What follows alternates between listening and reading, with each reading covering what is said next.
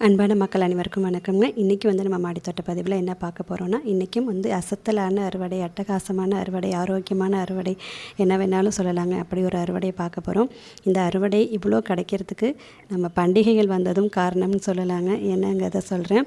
அதுக்கு முன்னாடி இன்றைக்கி பாருங்கள், எவ்வளோ அழகான பூக்கள்லாம் பாருங்கள். பிங்க் கலர் ரெயின் லிலிலாம் பாருங்கள், சூப்பராக பூக்க ஆரம்பிச்சிட்டாங்க.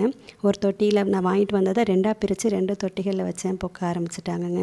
அதுக்கப்புறம் ஃபேண்டா ரோஸ், அவங்களுக்கு டஃப்பை கொடுக்குற மாதிரிட்டு ஃபேண்டா கலர், அடுக்கு செம்பருத்தி, அதுக்கப்புறம் ரெட் ரோஸ், எவ்வளோ மொட்டுகளோடையும் இருக்குது பாருங்கள். ஆப்போசிட் சைட்லேயும் இருக்குங்க, 2 ரெட் ரோஸ் இருக்குது.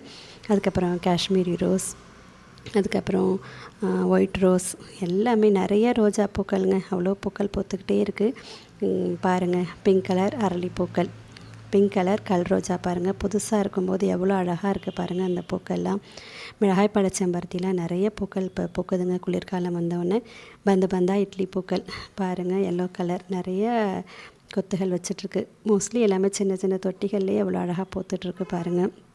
அதுக்கப்புறம் பாருங்கள், ஒயிட் ரோஸ் பார்த்தீங்க. இதுக்கப்புறம் ஒயிட் கலர் பட்டன் ரோஸ் பார்க்குறீங்க. அதுக்கப்புறங்க நம்ம பன்னீர் ரோஸுங்க. அவ்வளோ பெரிய கிளை ஹைட்டில் இருக்குது. கிளையெல்லாம் கொஞ்சம் கட் பண்ணியிருந்தேன். இப்போ அந்த இடத்துலலாம் தளிர் நிறைய மொட்டுகள்ங்க. பிங்க் கலர் ரெயின் லில்லி பூத்துருந்துச்சு. அதுக்கு ஈடு கொடுக்குற மாதிரி ஒயிட் கலர் ரெயின் லில்லியும் நிறைய மொட்டுகள் வச்சிட்டு இருக்குதுங்க. பாருங்கள், மல்லிகைப்பூக்கள்லாம் இருக்குது. அதுக்கப்புறம் கத்திரிக்காய். இந்த தொட்டியை இந்த காயை நான் பத்திரப்படுத்துகிறேங்க. கொண்டு போய் நான் சாயங்காலம் ஆனவுடனே கேட்டுக்கு பக்கம் உள்பக்கம் வச்சுருவேன். ஏன்னா குரங்குகள் கூட இப்போ வரலங்க, ஆனால் மரநாய் தினமுமே வருது. அதனால் அதை பத்திரப்படுத்திட்டேன். இன்றைக்கி அறுவடை பண்ணிட்டேன். அதுக்கப்புறம் பச்சை மிளகாயெலாம் நிறையா காய்க்குதுங்க. பாருங்கள், எவ்வளோ கொத்து கொத்தாக காய்கள். சரிங்க, இவ்வளோ அறுவடை கிடைக்கிறதுக்கு இப்போ ரீசெண்டாக நான் என்ன உரங்கள் பயன்படுத்தணுங்கிறத சொல்லிடுறேன். அதுக்கப்புறம் இதையும் சொல்லிடுறேன் பாருங்கள். புதினா பறிச்சிருக்கேன். அதுக்கப்புறம் பால்கனியில் தொட்டிகளில் கீரை இருந்துச்சுங்க. எண்ணெய்க்கீரை முளைக்கீரைங்க, அது கொஞ்சம் பறிச்சிருக்கேன். ஒரு கீரை விதைக்கு விட்டுட்டு மிக்சி பறிச்சிருக்கேன். அதுக்கப்புறம் இதெல்லாம் பதியம் வச்சுருக்கேங்க, புதினா.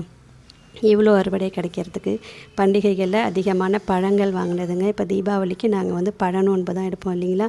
அவ்வளோ பழங்கள், வாழைப்பழம், மாதுளம்பழம், இந்த தோள்கள்லாம். அதுக்கப்புறம் பலகாரம் செய்யும் போதுட்டு பெருங்காயம், கட்டி பெருங்காயம் ஊற வச்சுருந்தேங்க. அதெல்லாம் கூட கொஞ்சம் மீந்துருச்சு. அந்த தண்ணீர் இது எல்லாமே பயன்படுத்தினேன். அப்பப்போ தினமுமே நம்ம பயன்படுத்துகிற அரிசி பருப்பு கழுவுற தண்ணியில் இதே போல் பழத்தோள்கள்லாம் இந்த முறை எனக்கு நிறைய கிடச்சிது. அது எல்லாமே நான் பயன்படுத்திகிட்டே இருக்கேன். காய்கறி தோள்கள், பழத்தோள்கள் போதுங்க. நம்ம இதே போல் அறுவடைகள் எப்போவும் எடுக்கலாம். செயற்கை உரங்கள் தேவையே இல்லைங்க. தினமும் வீட்டில் பயன்படுத்துகிற கழிவுகளை பயன்படுத்தி நீங்கள் இதே போல் அறுவடை எடுக்கலாம். சிறிய தொட்டியிலும் அறுவடை எடுக்கலாங்க. இதை ஒவ்வொரு நாளும் ஒவ்வொரு பதிவுலையும் நான் நிரூபிச்சுக்கிட்டே இருக்கேன்.